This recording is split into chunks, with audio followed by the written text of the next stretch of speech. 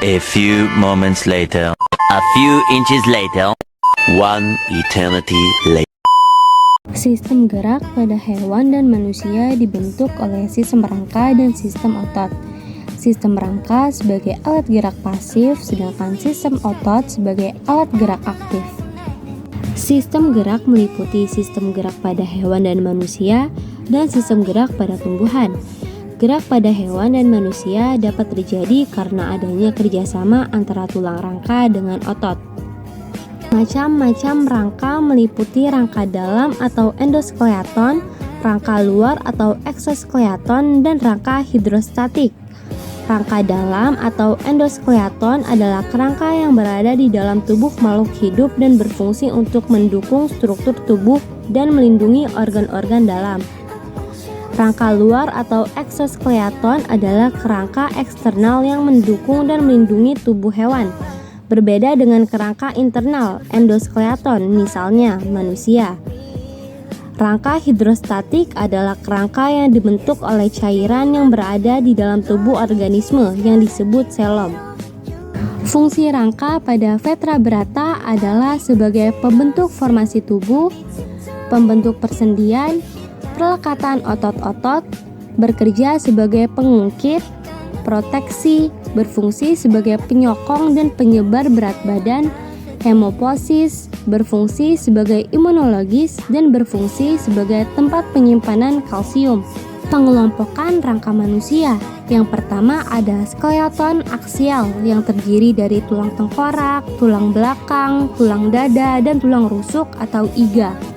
Yang kedua ada skeleton apendikuler yang terdiri dari tulang anggota gerak atas, tulang pinggul, dan tulang anggota gerak bawah. Berikut ada gambar rangka tubuh manusia dan bagian-bagiannya.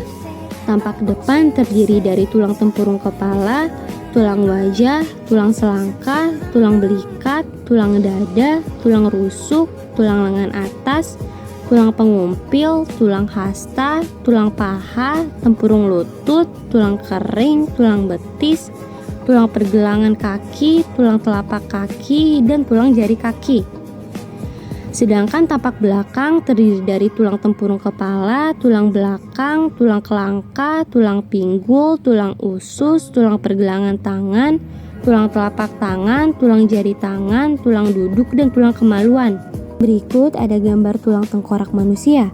Tampak depan terdiri dari tulang dahi, tulang pelipis, rahang atas, dan rahang bawah. Sedangkan tampak samping terdiri dari tulang ubun-ubun, tulang dahi, tulang baji, tulang hidung, tulang air mata, rahang atas, rahang bawah, tulang pipi, tulang pelipis, dan tulang kepala belakang. Bentuk tulang yang pertama ada tulang pipa yang terdiri dari tulang lengan dan tulang paha. Yang kedua ada tulang pipi yang terdiri dari tulang tengkorak. Yang ketiga ada tulang pendek yang terdiri dari tulang telapak tangan dan tulang telapak kaki. Yang keempat ada tulang sesamoid yang terdiri dari tulang patella. Dan yang kelima ada tulang tidak beraturan yang terdiri dari tulang rahang, tulang wajah, tulang pinggul, ruas, dan tulang belakang. Berikut ada gambar variasi bentuk tulang pada manusia. Jenis tulang. Yang pertama ada tulang rawan atau kartilago yang memiliki beberapa jenis, yaitu tulang rawan hialin, tulang rawan fibrosa, dan tulang rawan elastin. Yang kedua ada tulang keras atau osteon yang memiliki beberapa jenis, yaitu tulang kompak atau padat, dan tulang spons. Berikut ada proses pembentukan sel tulang sejati, melibatkan sel osteogenik, osteoblast, dan osteosit. Berikutnya ada hubungan antara tulang. Yang pertama ada siantrosis, tidak memungkinkan terjadinya gerakan, simbifrosis, dan sikondrosis. Contohnya hubungan antara tulang tengkorak dan tulang rusuk dengan tulang dada. Yang kedua ada amfiontrosis, masih memungkinkan terjadinya gerakan yang terbatas. Contohnya hubungan antara ruas tulang belakang dan tulang rusuk. Yang ketiga ada diatrosis, memungkinkan terjadinya gerakan secara bebas ke beberapa arah. Berikut ada gambar jenis persendian diatrosis, yaitu ada sendi peluru, sendi putar, sendi pelana, sendi engsel, dan sendi luncur. Sendi peluru adalah sendi yang memungkinkan tulang bergerak ke segala arah, seperti ke atas, ke bawah, dan ke samping.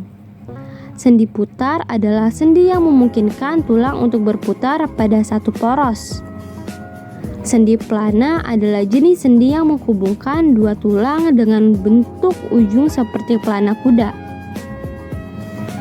Sendi engsel adalah sendi yang memungkinkan gerakan tulang dalam satu bidang gerak, mirip dengan cara kerja engsel pintu yang hanya bisa dibuka ke satu arah. Dan yang terakhir ada sendi luncur. Sendi luncur adalah sendi yang memungkinkan tulang bergerak meluncur atau menggeser pada bidang datar tulang lainnya. Kemudian kita masuk ke bagian otot. Otot adalah jaringan tubuh yang berfungsi untuk menggerakkan bagian-bagian tubuh dan substansi dalam tubuh. Otot terdiri dari sel-sel yang tersepsialisasi untuk berkontraksi, mengandung protein kontraktil yang dapat berubah ukurannya memendek dan memanjang berupa serabut-serabut otot yang elastis. Sifat gerak otot terdiri dari gerak antagonis dan gerak sinergis. Gerak antagonis adalah gerak dua otot yang berlawanan. Contohnya gerak otot tricep dan bicep dalam melakukan gerak fleksi dan ekstensi. Gerak sinergis adalah gerak beberapa jenis otot yang saling menunjang.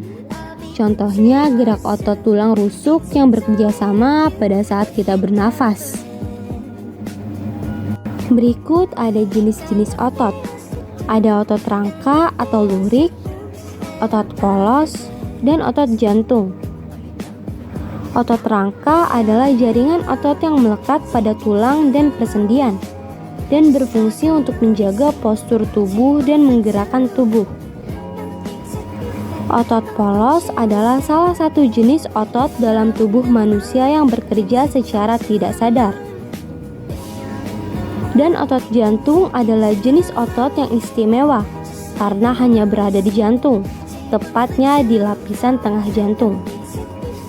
Mekanisme gerak otot, yaitu serabut halus sel otot rangka, miofibril, mengandung filamen protein, miofilamen berupa filamen halus yang tersusun atas aktin dan filamen kasar yang disusun oleh miosin.